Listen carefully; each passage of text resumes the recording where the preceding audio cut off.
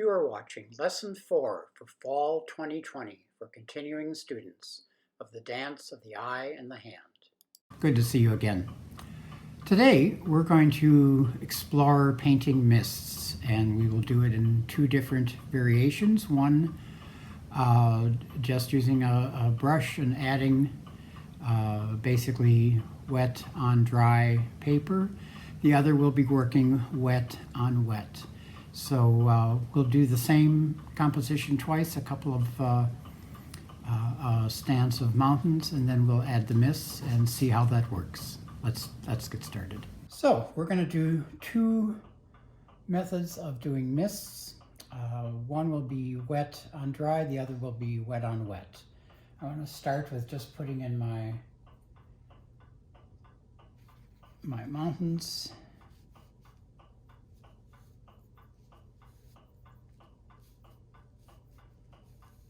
Fairly dry brush here. Putting a little bit of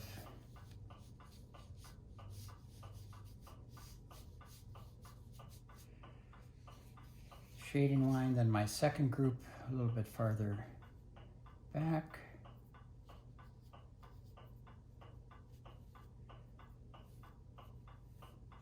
And then a third one quite some distance in back.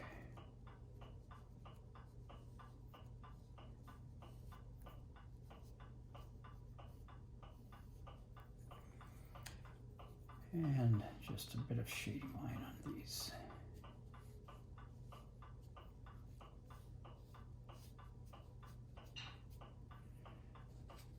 So then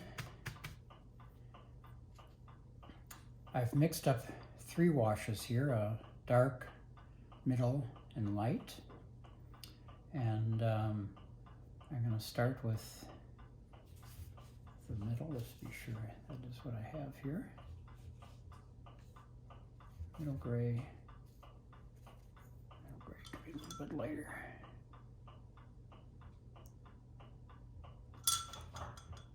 A fairly wet brush. I'm just using a regular landscape brush, and I'm using the side of it to make some dots to start putting in some mists, tying them into some of the bottom. Just kind of roughly making some shapes. That one I'll wait because I want to do that a little bit lighter.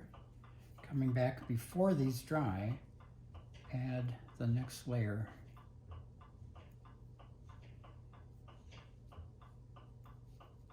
So that I can get rid of any seam lines while they're still wet.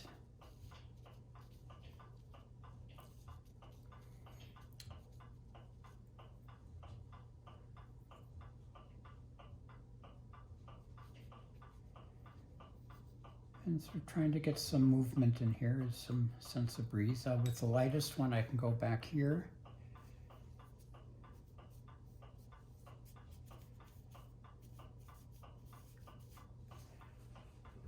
And then I can come back in and add more to it. Get rid of some of the individualness of the dots. Break up the edge. Pull it a bit to get a little bit of dryness here.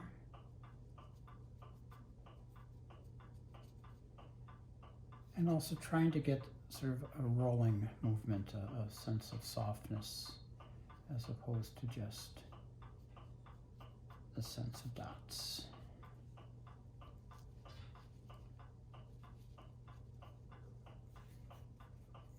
So we'll let that dry for a minute, and we'll switch over to doing wet on wet, and we'll start again with our theme, our mountains. Kind of using the side of the brush here to get a little bit of dry stroke in here.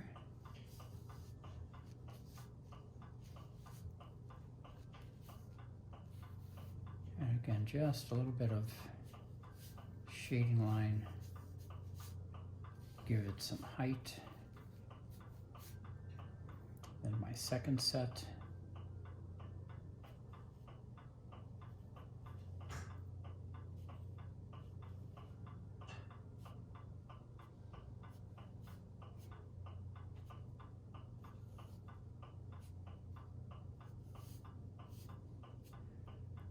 then my third in the distance.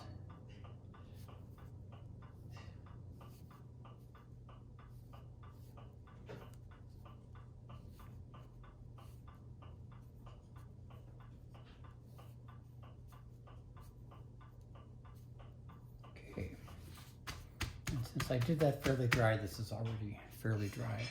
I'm going to switch brushes to a Hake brush, H-A-K-E. Get that wet.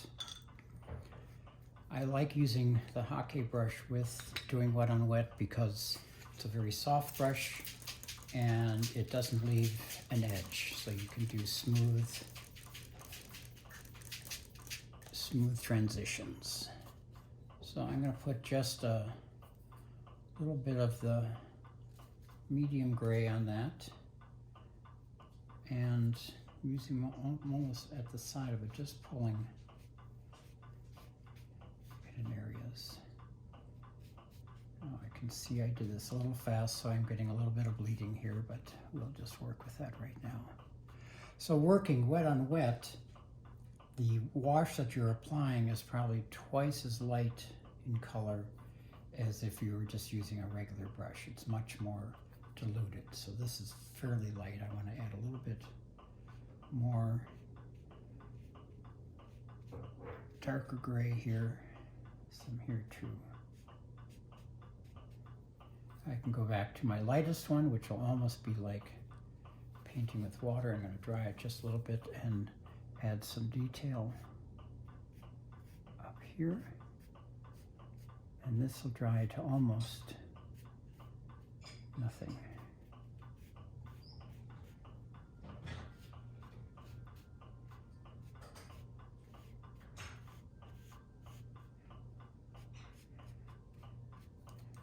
So this is much more subtle.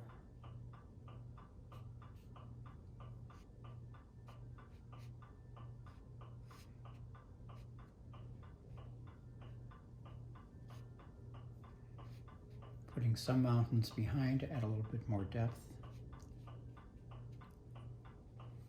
And we'll go back to our first one, let this dry for a minute. And our first one has dried a bit, and I can see lots and lots of dots, and I think I want to obscure that a bit.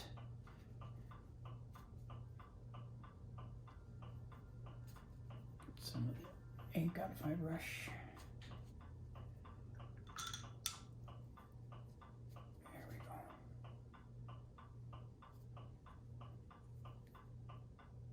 So just a little middle gray and just kind of breaking up some of the definition of those dots.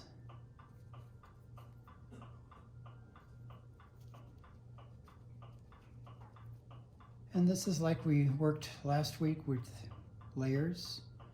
We're now doing ink accumulation on top of our first layer of dots, adding mists.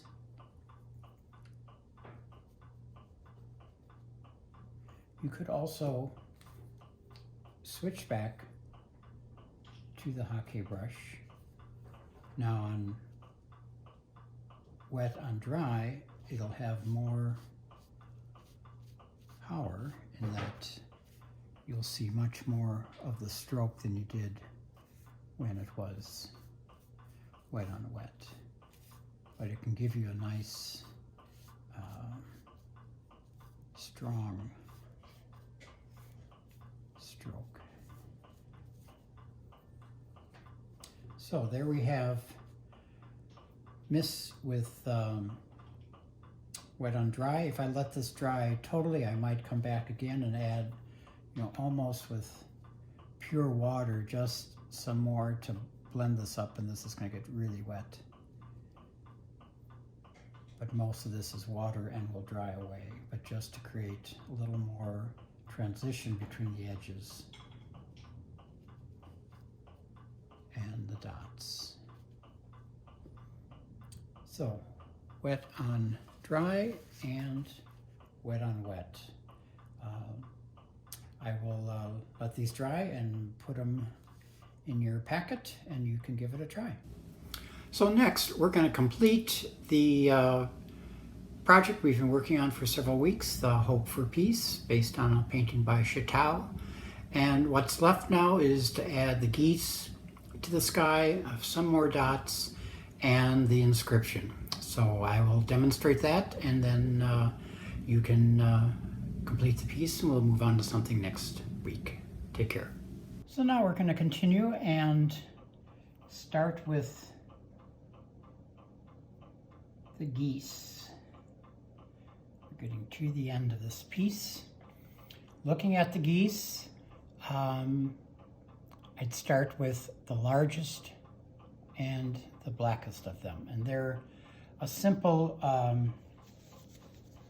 shape in that there are two lines. Let's do one out here so you can see it. Basically a down to left and a down to right. Brush is a little bit too dry. And then this little dot here and a kind of a cross piece there. Let's get this a little bit wider.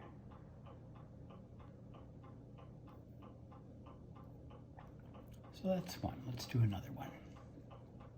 Down to left, down to right, little dot and a cross piece.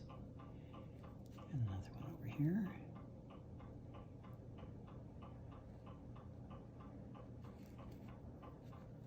And yet another one. Air is really dry today.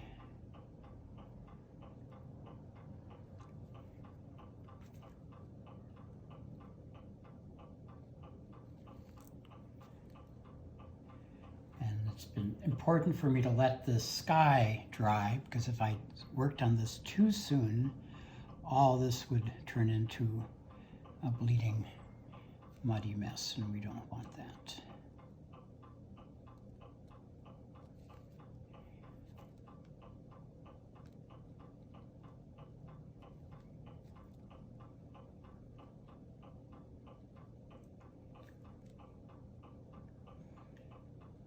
And we're sort of doing these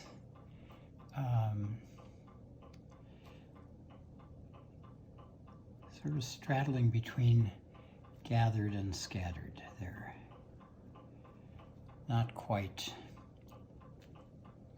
a tight group, and they're not totally just, if you will, flying solo.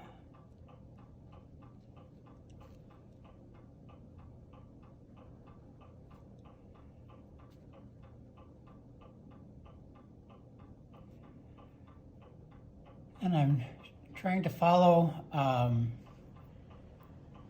getting guidance from the model, but knowing that my clouds are not a one-to-one match for the clouds on the model, that I have to then do some interpretation and adjustments to get the same sense out of it. Some of these are bigger than others, some of these emphasis on one side and less on the other, and I'm focused primarily on the ones that I believe are in full value of black, and then we'll come back secondarily to get the grayer ones, and then I think they pretty much go gray about this, maybe just a couple.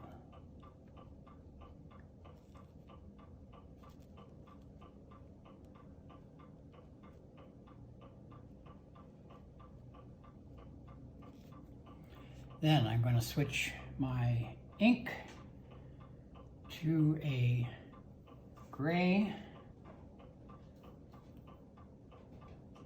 And again, I'm doing this on the fly. If you wanted to be a little more precise, which isn't a bad trait, I would wash your brush out, start fresh, and you could get there more quickly. But here I have a nice gray, and I'll just add to these.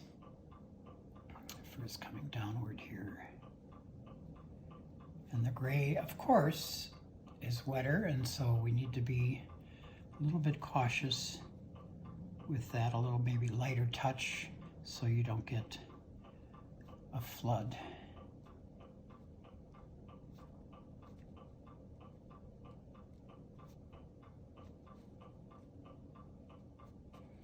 And some of these on the edges, or as I go back, are almost what I would think of as sort of an abbreviation. They're not quite as complete or as tightly structured. And in some cases, just a little bit lighter in touch.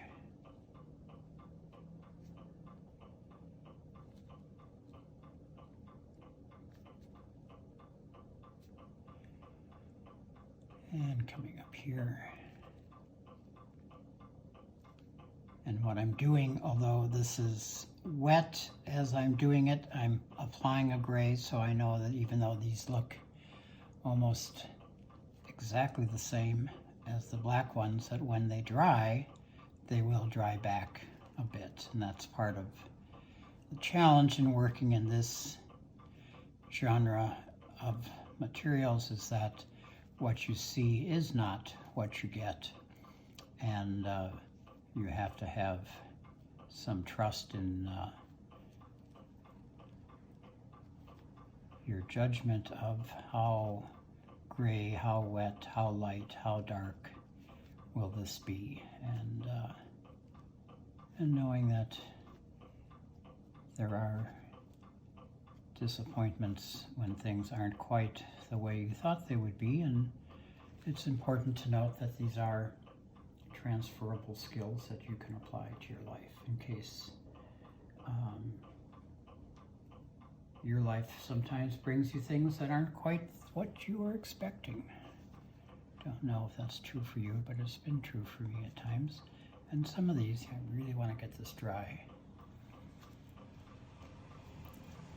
Doing some that are almost imperceivable, but are quite a ways in the distance.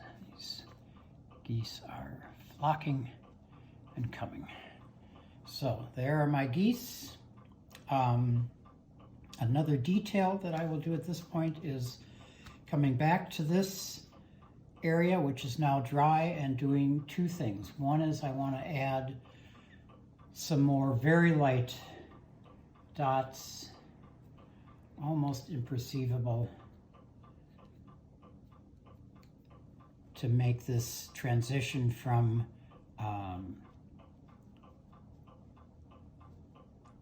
the medium dots to ones that are just kind of leading us off to those geese. So I'm going back into some of the area that I had already covered. I may be, if it's too white, taking out more of that white, but then as I'm going outward, just really giving them just little taps to further blur and blend, so that if there was too sharp of a contrast, I can add a little more fuzziness where I need to.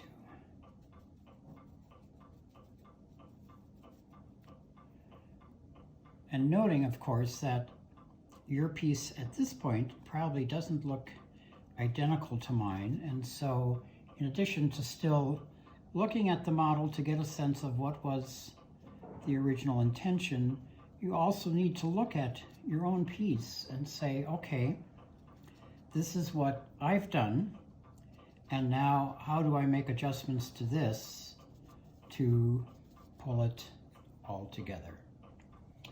And now I'm going to switch back to black and again review the whole piece and say, are there areas where I need to come back and do some additional dots? And for me, the most obvious is here on these rocks. I want some more dots at the base, on the edge here.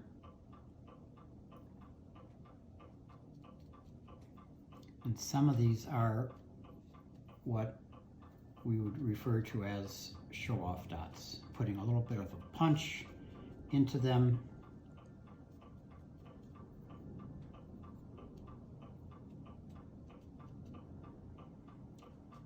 some cases putting them on the outline, adding a little more obstruction to the structure so you don't see the structure so clearly, but it's embedded in the piece. Just a little bit more here. And then I want to go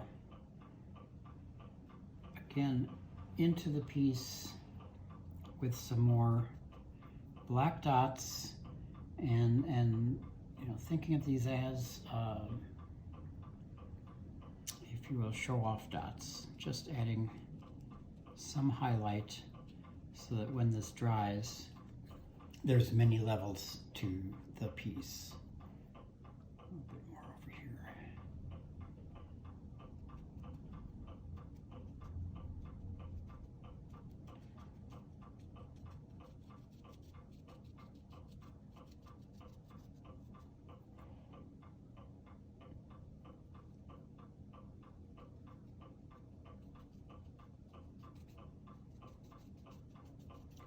So in some cases really sort of solidifying the background here and taking a little more white out, doing some sort of highlights.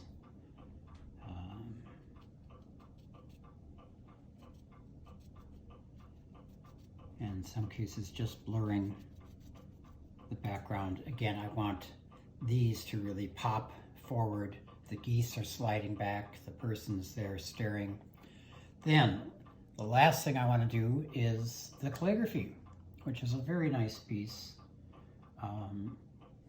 about the wild geese flying in pairs, and is appropriate in season and also in terms of intent at this point.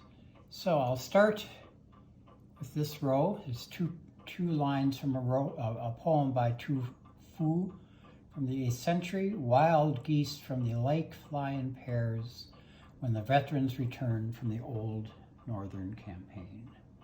And I'll refer you to either the handout or last week's model for some details about who this was written by and why. So we'll start here with this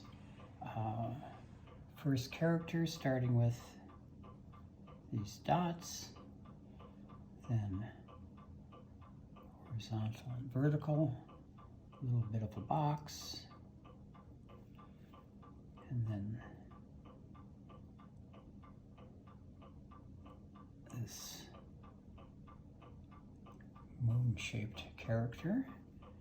We have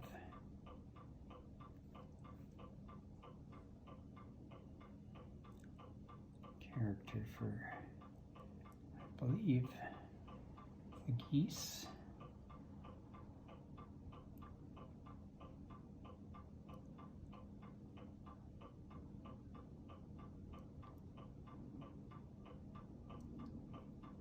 And then this line under, and then a couple of dots.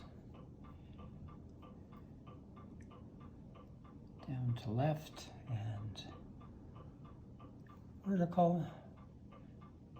1, 2, 3 horizontals, a vertical, and then cap it.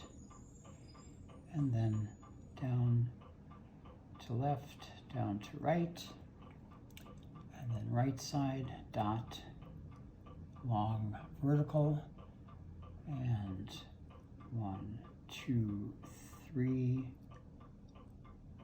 4 horizontals, cross it with another vertical and a dot, and again another horizontal to down to left, down to right. And then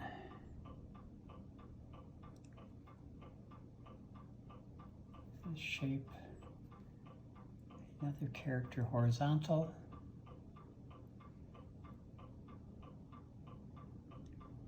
second horizontal, vertical,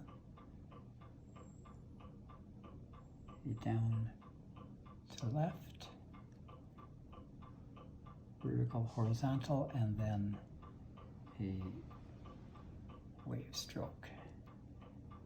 Vertical, horizontal to down to left, horizontal down to right. Character for person, nice wave stroke there, and then horizontal, down to left, down to right, down to left, down to right, and then vertical, down to left, down to right as a wave. And then lastly, horizontal, vertical, a little box there, a little down to left, another horizontal, and a down to left, down to right. Then our second stanza, indented just a little bit, and I have vertical and horizontal and a dot, and then vertical, horizontal, another dot, and then 1, 2, down to left, vertical, and then horizontal, and vertical, and another horizontal. Then horizontal, vertical, down to left, down to right, horizontal, vertical, horizontal to down to left, down to right. Pick up a little more ink. We have 2 more on the inscription. Broad, horizontal, vertical, down to right, and then our last character, which is starts with our 3 dots, and then a horizontal to down to left,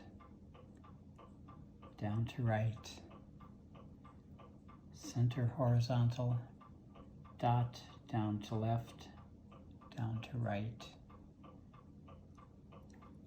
vertical, and then short, vertical, down to left, and a pair of dots, and then we have under all this another horizontal, left vertical, right vertical, and another horizontal. And that's our inscription. And then to make this even more complete, we can add today's date to it, which is 2020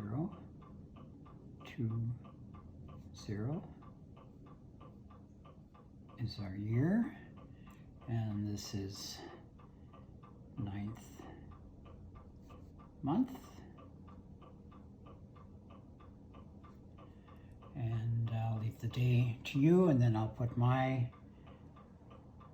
name here.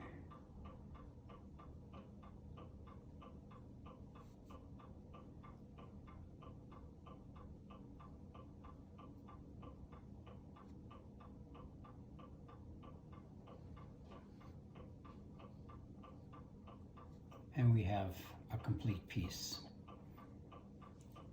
Painting, structure, building up with the washes, layers, dots, inscription, date and name, and there you have it. So why don't you give this a try? Before you go, one last note. The handouts for the Dance of the Eye and the Hand for beginning students and continuing students, all lessons, are posted as downloadable PDFs at www.laughingwatersstudio.com. Have a good day. You have been watching Distance Learning from Laughing Waters Studio.